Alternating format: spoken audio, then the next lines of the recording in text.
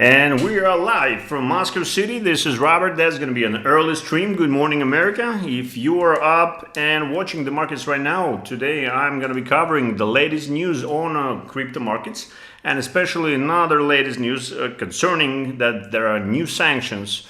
The United States is preparing a new set of sanctions against Russia, and one account is very important, is that United States threatening to disconnect Russia from SWIFT and pretty much put on sanctions on all the energy companies and on all the payment systems in the world. So today I'm going to be covering that. I'm going to be discussing that in details, how it's going to work, what we're going to do about it. So please join our stream, hit the like button.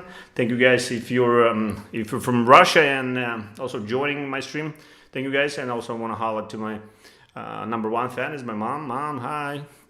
So she's watching from the United States as well. So anyways, I'm in Moscow. I'm Robert. I'm chief architect from the cryptocurrency for Eurasian Economic Union.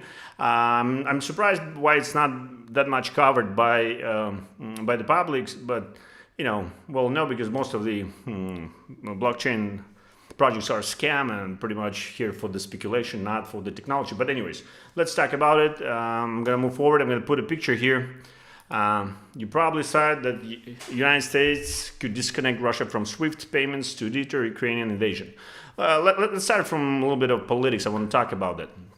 For the beginning, first of all, Russia is not planning to invade Ukraine. That conflict been escalated mostly by the politicians, but the people themselves not really willing to get into the fight or the war with Ukraine. And if you look, if Russia would be planning to invade Ukraine, I think there will be some at least propaganda that that Russia has to do it, and it's important for Russia to get the Ukraine. But as a matter of fact, Russia already created a Eurasian Economic Union, and that Eurasian Economic Union, it's already Belarus there, Belarusia, there's Kazakhstan, there's Kyrgyzstan, there's Armenia, and also Cuba. Cuba actually also joined the Eurasian market.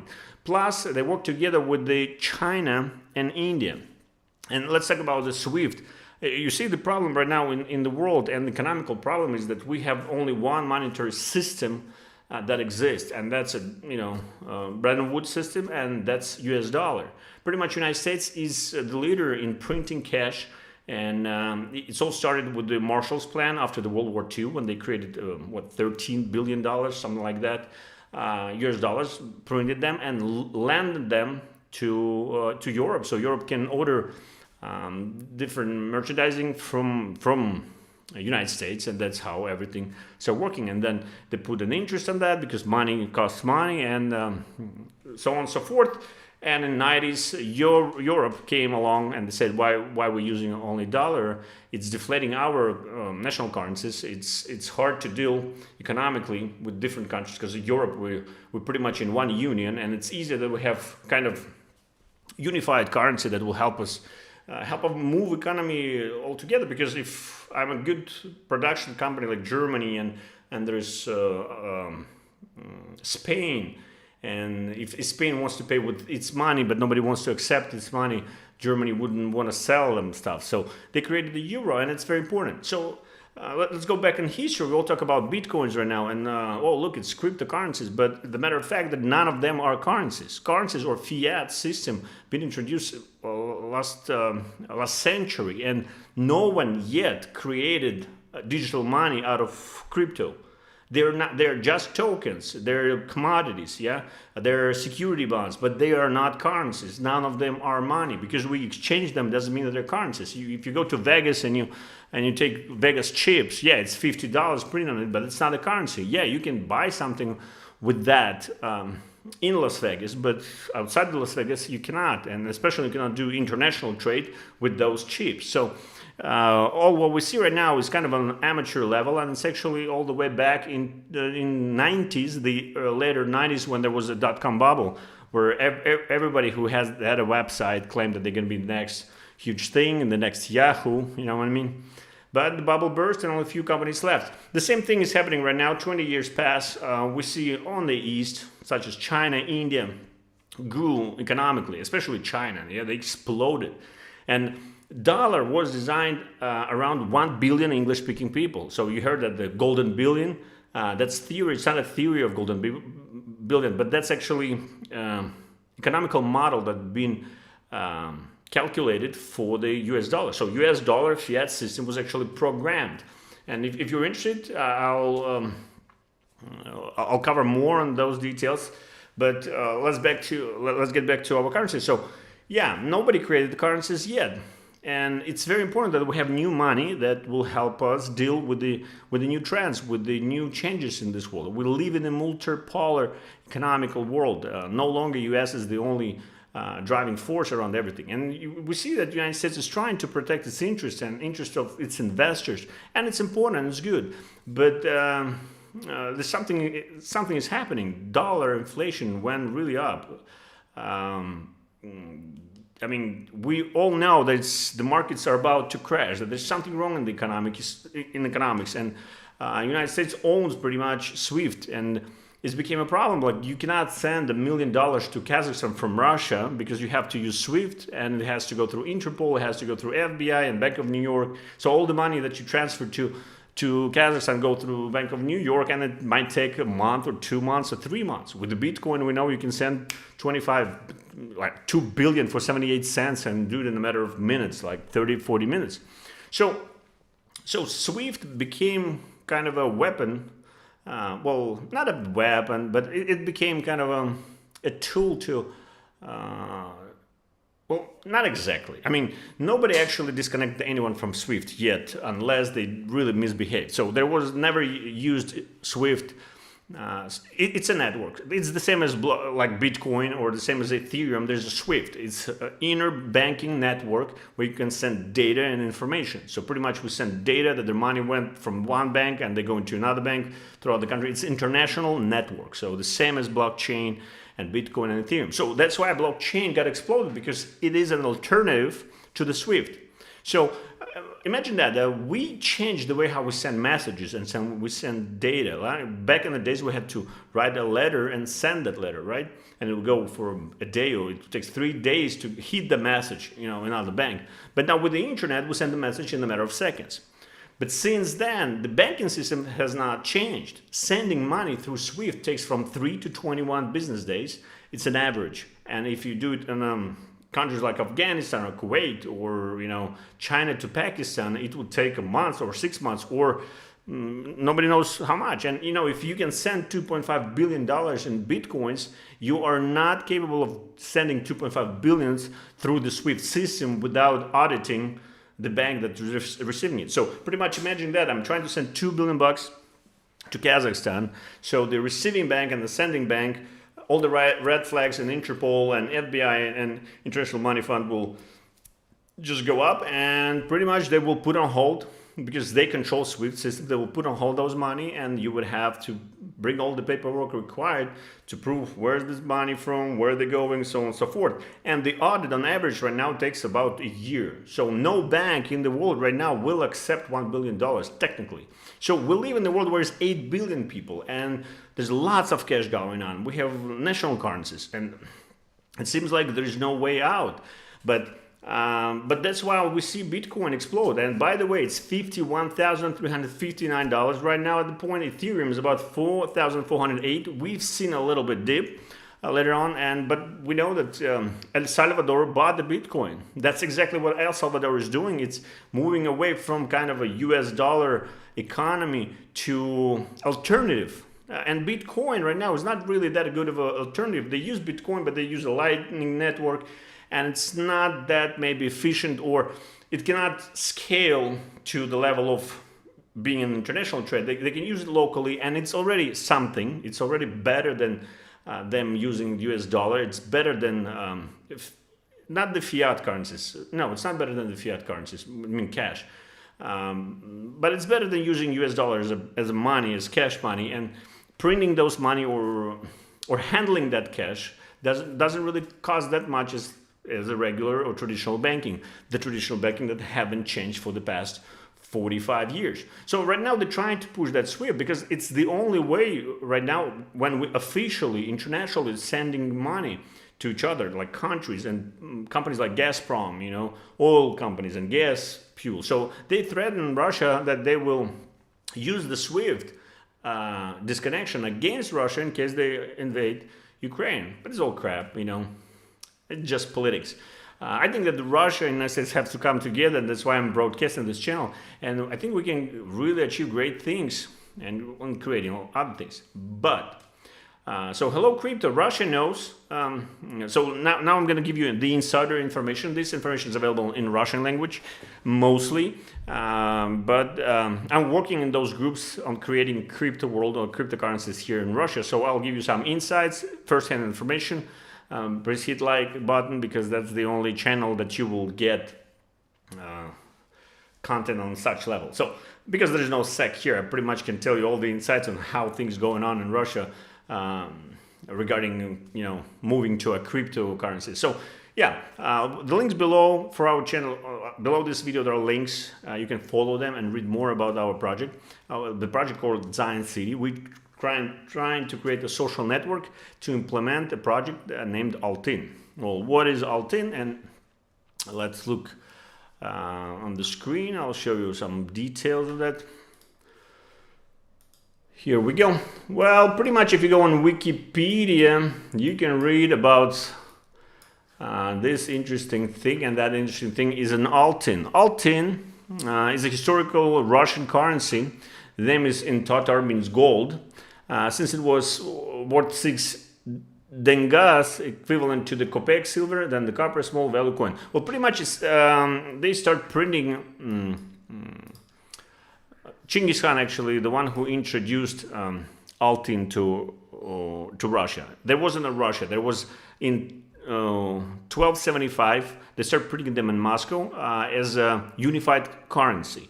So there were rubles, but there weren't just one ruble. There were different states, and there were separations between those states. So it'd been dark days for Russia because there wasn't just one king. There was different states all over Russia. Was like 50 or 60 of them, and one wouldn't connect with another, so they had problems trading. So Chinggis Khan didn't know how to tax them, so he decided to create a unified coin so that would be accepted all over the Russia. That's actually created a new union, and later on, after 300 years, it's established an empire, Russian Empire. It was established because of this as a little coin, Altin. I actually have an Altin here. I want to show you. That's a real Altin. This is later on when Peter came into power. He created, he started, pushing the borders of Russia empire and creating an empire out of Russia. So he needed a new monetary system or some unified other currency. So he created this Altin, and this is 1706. This is literally 300-year-old coin that had been minted in Moscow.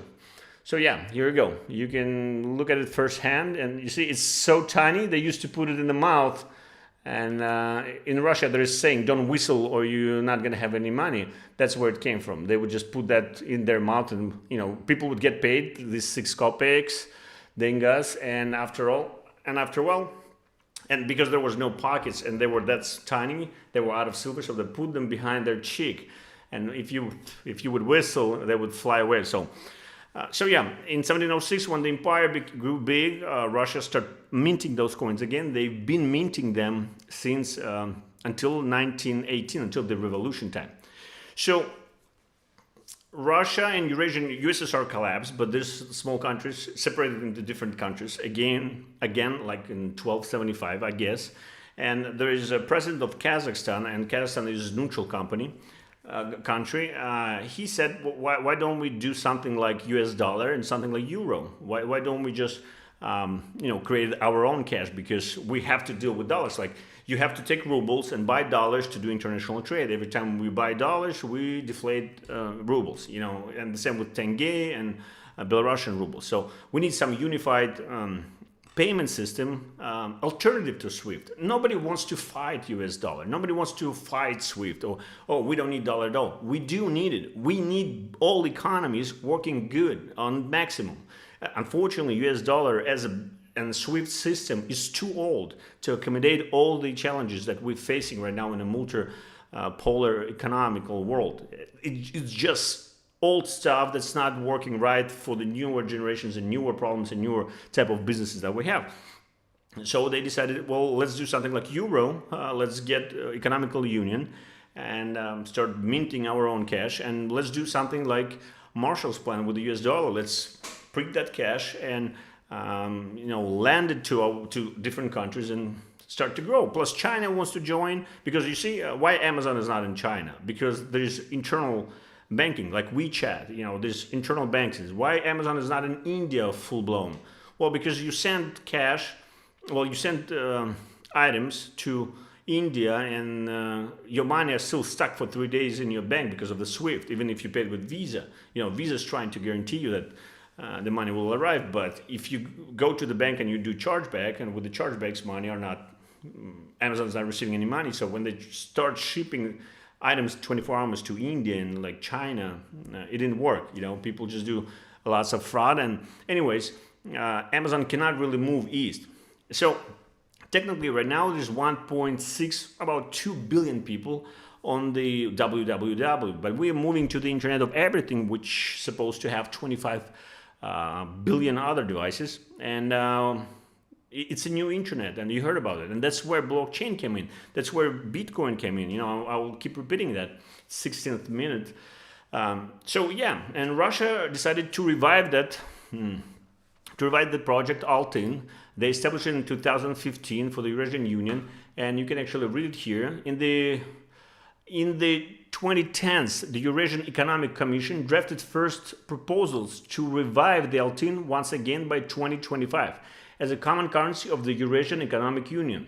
Although Western sanctions against Russia reportedly urged the bloc to expedite the process by 5 years. You see, this has been printed before. So this is an ongoing problem that's been just around since 2010s. And I'm the architect of Altin project. So you can ask me firsthand how things work and what they do. There's more information, links below. Again, I'm just covering, I'm just surprised why there's not that many bloggers who can cover this information, or,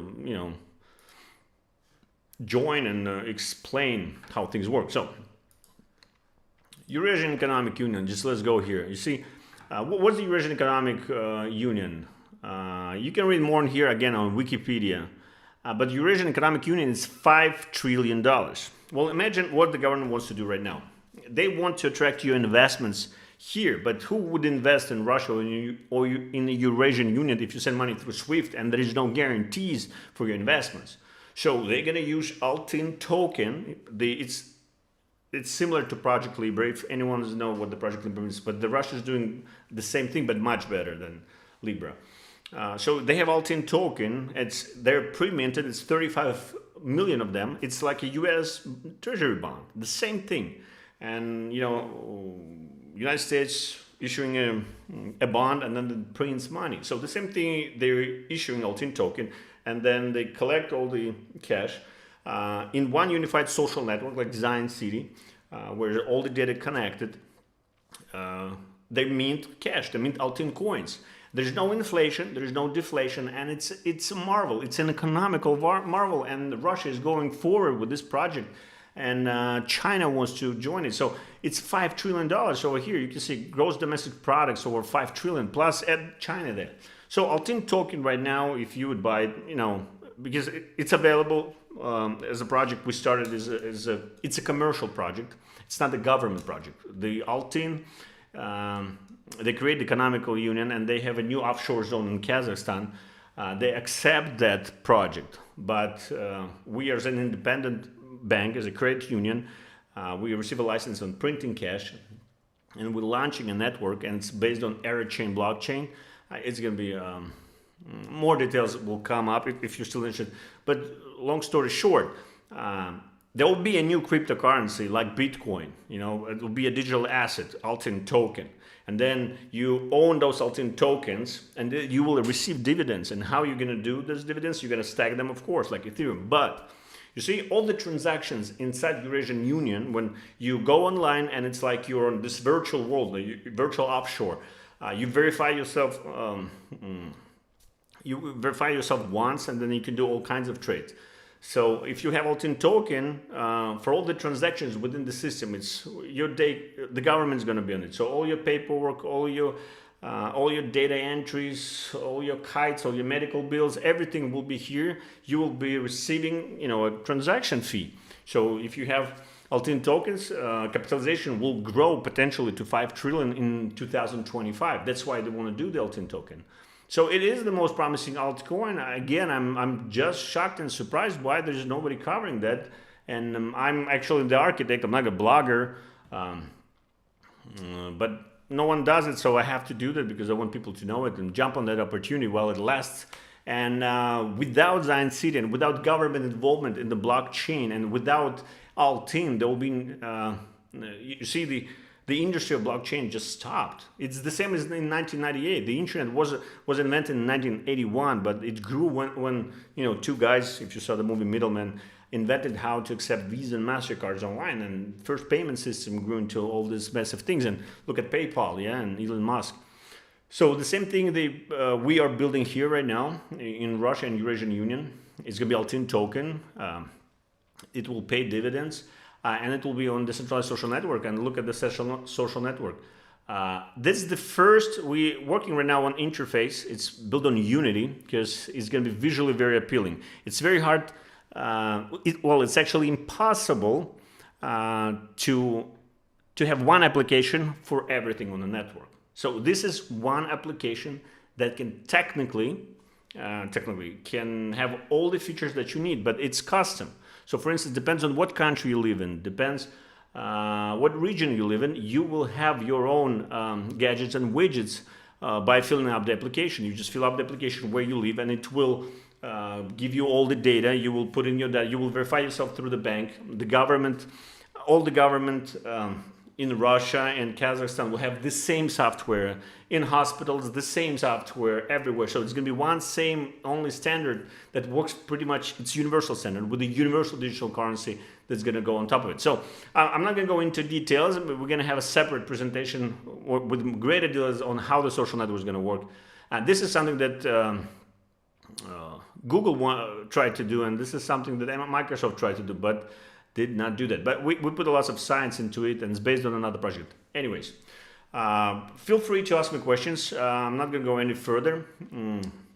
Bitcoin is not going anywhere. Ethereum either, and other cryptocurrencies. There's a new world, there are new problems. So what we see right now, if you're an investor, you're still early. If you're thinking, well, should you just jump into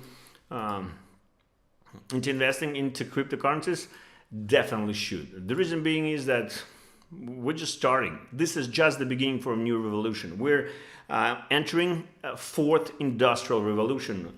Also links available below. All that is important as an investor, you can act on this opportunity right now. You can support Altin project. You can join the project as well. It's trading on CoinsBit yet. It just started pretty much, yeah. We're finishing, again, design. We're doing it on a Unity because you heard about the metaverse. And we started doing that actually a year ago before Facebook announced that they're going to do metaverse. So Unity is a metaverse platform. It's very important because it can help to visualize data and create amazing things because lots of information has to be in one app and we know how to do it. And imagine this social network that it's like a virtual city with its own laws and rules. And within that network, only money you can use will be Altin coin. And so, for instance, how the digital money works, there will be no advertisement. Technically, you create an entry that you're opening a sushi bar. Usually, what you would need to do, go on Instagram, print some notes, like advertise yourself, and only 3-4 months later you're gonna get paid, but you have to spend $5,000 to $10,000 advertising your new business. Here, with digital currency, you don't have to. You pretty much create a merchant account for free, a free merchant account. You receive digital currency, Altin coin. You can exchange them to rubles, dollars, whatever, any currency if you want to. You can cash them out in regular fiat. But people search you through the bot system. It goes online, it checks all your friends, ask your friends what sushi bar they go to, finds 3 the most common one, and checks their account, see how the repeat business goes, and technically picks the best one for you. So this now is going to be a social network with artificial intelligence bot, but that works for you, not for Google. The Google's analyzing your data, or Facebook analyzing your data, and pretty much throws it to marketing people. Here, your information will be private, 100% secure, and you'll just share that data with your friends and family. They don't know who it is, but you share the common spots in your hometown, and you visit those spots that has the best repeat business, and that's repeat business is the best marketing, and referral business also is the best marketing. So all that is now possible with the blockchain. So anyways, long story short, United States trying to create new sanctions against Russia and to switch them off the SWIFT. That pushes Russian government, and they creating already new strategies, 2030 digital strategy transformation for the Russia. So they're pretty much going forward with creating the universal digital currency. It's going to be a new breed. It's going to be a combination of many things in one. I'm the chief architect of this project, and I would love to share more information on the subject. If you're interested in that, please subscribe, please hit the like button. Well, I'm going to be broadcasting live from Moscow, bring you all the changes. Please follow the links below and ask me questions. Again, I'm here to broadcast that for you. As for the markets, Bitcoins, will the Bitcoin hit 100,000? I'm not sure. You see, 59,000 is pretty much a limit. Its capitalization is 1.6 trillion. For the primitive payment system like Bitcoin, it's very primitive. It's like, with like trading gold. It's already a huge capitalization. It's enormous, and to pass that level, it has to have a market share or this kind of logical level, not just investment, but the logical use of it. And there's none. I mean, it has to be something new. It has to be a new breed, like Altin. It has to be a unified network with the very easy one-click application. Yeah, now it's complicated. Even Ethereum, there's no front end, there's no back end. For Ethereum, you just take code, and if you're not a coder, you cannot do it. If you are not a programmer, you cannot really use Ethereum. All the applications that we have right now on blockchain networks are the wallets. Pretty much wallets is the only browser that we have. So please follow the links below. See what we are cooking here. You're going to be very impressed. And Ethereum, I think, will grow. I'm a huge fan of Ethereum. I think Ethereum going to hit a record high probably in December, about $12,000 to $14,000. By January, we might see increase in Bitcoin. It might overpass 85,000, which is another critical mark. 85,000 to 100,000 will be really quick if we hit those numbers. So if you are interested in investing into cryptocurrencies, this is the time to start. And if you want to hear my professional opinion on blockchain and what the future holds, please feel free to ask me any question.